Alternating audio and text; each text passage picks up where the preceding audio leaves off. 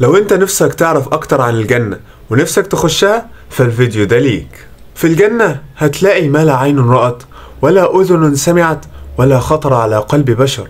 ربنا بيقول عن الجنة: ولكم فيها ما تشتهي أنفسكم ولكم فيها ما تدعون.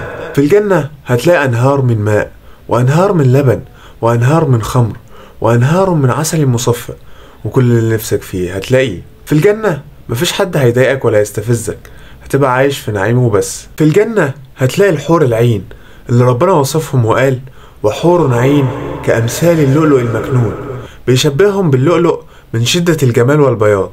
في الجنة نساء أهل الجنة بيبقوا أجمل من الحور العين، حتى زوجتك الصالحة هتشوفها أجمل من الحور العين وهتبقى رائحتها أطيب من المسك. في الجنة هتتسنى لك الفرصة إنك تنظر إلى وجهه الكريم، وممكن كمان تتكلم مع ربنا عادي. في الجنة مش هتحتاج تدخل الحمام وهتقضي حاجتك في صورة عرق رائحته كالمسك. في الجنة هتفضل طول عمرك شباب وهتلبس أحسن الثياب وهترحم من كل أنواع الألم والعذاب.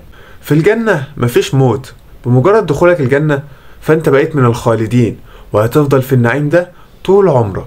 طب دلوقتي احنا عرفنا هنلاقي ايه في الجنة، عايزين نعرف بقى ازاي نخشها. خد مني بقى الهدايا دي. في حديث للرسول صلى الله عليه وسلم بيقول: من قال لا إله إلا الله دخل الجنة.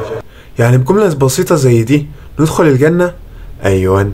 ويا سلام بقى لو شوية أذكار زي سبحان الله وبحمده سبحان الله العظيم، ولا إله إلا الله وحده لا شريك له، له الملك وله الحمد وهو على كل شيء قدير، وسبحان الله والحمد لله ولا إله إلا الله والله أكبر ولا حول ولا قوة إلا بالله، نعزز بها موقفنا ونضمن بها الجنة.